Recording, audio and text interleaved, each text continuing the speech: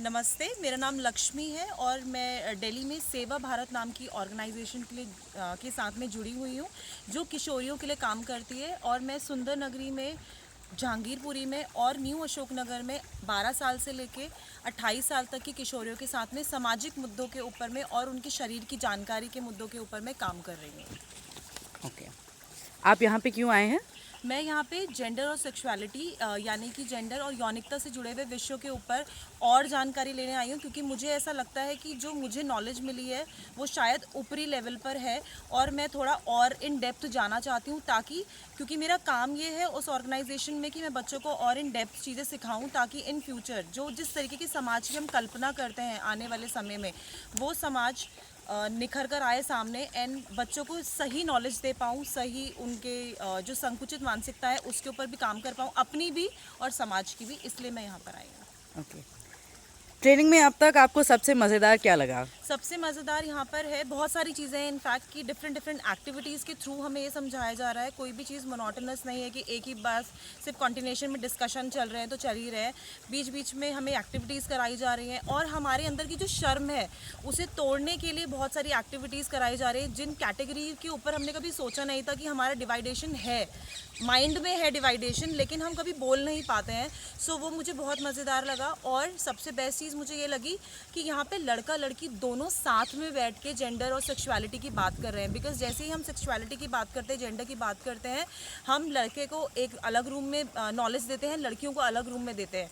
सो यहाँ पे best part यही है कि सब लोग साथ में हैं और इससे हमें लड़कों के बारे में भी जानने को मिल रहा है कि वो क्या सोचते हैं, और लड़कियों के बारे में कि वो क्या डर के साथ में जी रही हैं और लड़कों की वजह से क्या डर बने हुए हैं, और लड़कों के लिए लड़कियों के जो सोच है उसको जानने का मिल रहा है। तो वो मुझे बहुत अमेजिंग लग रहा है। ओके, सबसे रुचिकर आपको क्या लगा है जिसके ऊपर आप ज़्यादा सोचना चाहते हो? ओके, सबसे जो रुचिकर है मुझे सबसे पहली चीज़ ये लगी है कि हम जेंडर के ऊपर जिस तरीके से बात कर रहे हैं और हम हर बात को जो हम समाज के ऊपर डाल देते हैं, हम अपनी गलती दूध के धुले हुए बेसिकली हम अपने आप को बोल देते हैं एंड सब कुछ हम उड़ेलना चाहते हैं दूसरों के ऊपर में, बट हम ये चीज़ भूल रहे हैं बार बार ही। जो हम फर्स्ट डे जो हम कल मॉर्निंग में अटेंड किया सेशन, तो फर्स्ट डे ऑफ डिस्कशन था हमारा कि समाज की वजह से हम सब कुछ ये कर रहे हैं, समाज की वजह से। एंड नाउ जो अब सेशन हम प्रमदा का अटेंड कर आए हैं उसमें ये है कि समाज कौन है, come on, we are the samaj, हमारी वजह से समाज बना है। सो वो मुझे बहुत अमेजिंग लगा कि अभी हमें अपने पे ही ब्लेम देना है जो हम कर रहे हैं, हमें खुद से स्टैंड आउट करना है। जब तक हम नहीं करेंगे दूसरा कोई नहीं आएगा हमारे सपोर्ट के लिए। हम बस समाज की तरफ देखते रह गए तो बस हो गया। हम समाज है, हम ही से समाज बना और हमें अपने लिए लड़ना है, तभी हम दूसरों के लिए भी लड़ सकते हैं, तभी लोग हमारे पीछे आके खड़े होंगे। ओके, आपको सबसे चुनौतीपूर्ण क्या लगा इस ट्रेनिंग में? चुनौतीपूर्ण मुझे एज सच अभी तक जो ये लगा कि मेरे जो लेवल्स हैं वो काफ़ी खुल गए हैं और मुझे ये लगा था कि मेरा सोच अच्छी है, ब्रॉड माइंडेड है, मुझे ये लगा था।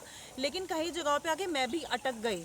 जैसे जब बात आई कि आपके कौन से अंग हैं, जब हम बॉडी मैपिंग कर रहे थे कि कौन से अंग हैं जो आपकी शर्म का हिस्सा है, तो मेरे लिए भी डिफ़िकल्ट नहीं था ये लिखना कि मेरी योनि मेरे लिए शर्म का हिस्सा है, मेरा वजाइना मेरे लिए शर्म का हिस्सा है और मेरी छाती यानी कि मेरी ब्रेस्ट जो है वो मेरे लिए शर्म का हिस्सा है।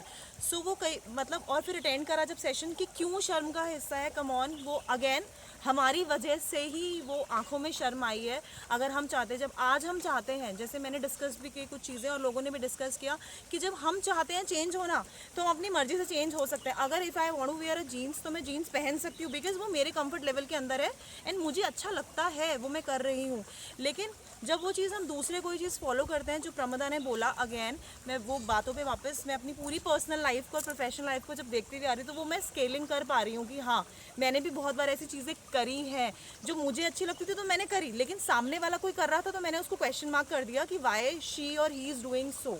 तो सबकी अपनी लाइफ है, सबको जीने का अधिकार है, जितना हमें जीने का अधिकार है सामने वाले को भी उतना ही है। सो वो बहुत अच्छा था।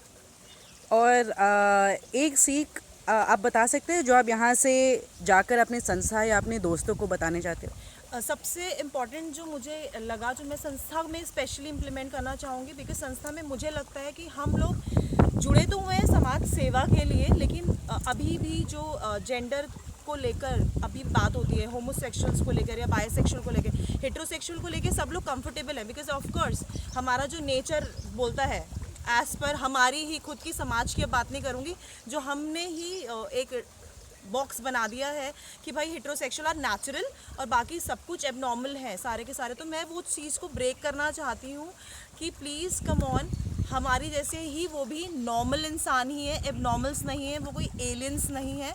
प्लस मैं अपनी फैमिली में भी ये इम्प्लीमेंट करना चाहती हूँ। मैं बहुत टाइम से कोशिश कर रही हूँ कि अपने जो बायोसेक्सुअल फ्रेंड है उसको अपनी फैमिली से मिलवाऊँ, बस just because of the you know stereotype orthodoxy जो हमारा मेंटालिटी है, उसकी वजह से मैं अपनी उस फ्रेंड को नहीं मिलवा पा रही फैमिली में। तो इस बार मैं जाऊँगी एंड मैं उसको अपने घर में इनवाइट करूँगी उसके पार्टनर के साथ में, जो उसकी गर्ल पार्टनर है, फीमेल पार्टनर है, उसके साथ ही उसे इनवाइट करना चाहती हूँ। सो ये मेरा स्टेप है जो मैं लेना चाहती हूँ। Thank you. Thank you so much.